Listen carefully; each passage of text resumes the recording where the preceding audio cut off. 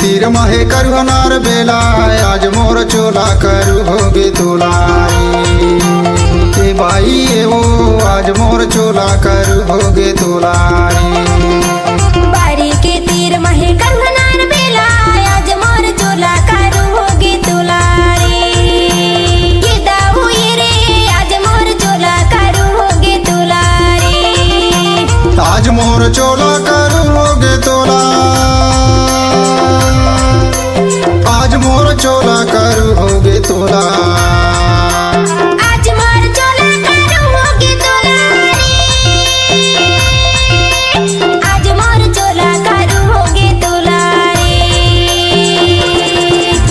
बारी के तीर महे करू नार बेला आज मोर चोला करू होगे तोलाई ए भाई ए वो आज मोर चोला करू होगे तोलाई।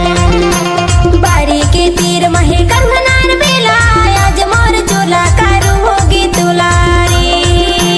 ये दाऊ ये रे आज मोर चोला करू होगे तोलाई।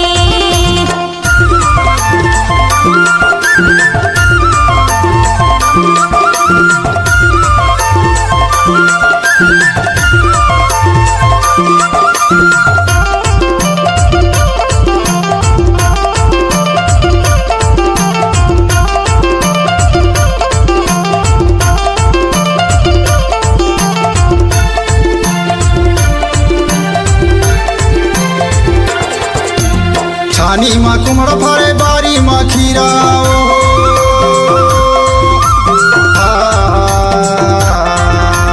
छानी माँ कुमड़ फरे बारी माँ खीरा आगे सियानी तकनी हम पीरा आज मोर चोला करू होगे तोला ए भाई ए वो आज मोर चोला करू होगे तोला। बारी के तीर महे करू नार बेला आज मोर चोला करू होगे तोलाई ए भाई ए वो आज मोर चोला करू होगे तोलाई।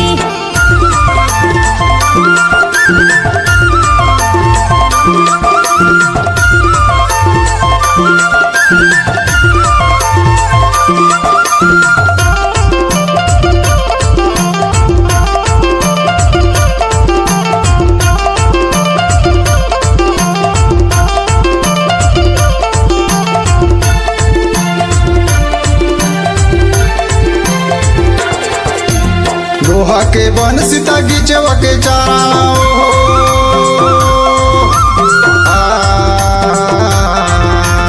लोहा के बन सीता गिचवा के चारा अकर बकर हो गए ककरा बिचारा आज मोर चोला करू होगे तोलाई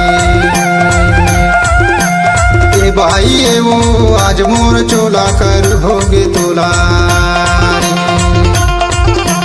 बारी के तीर महे करू नार बेला आज मोर चोला करू होगे तोलाई ए भाई ए वो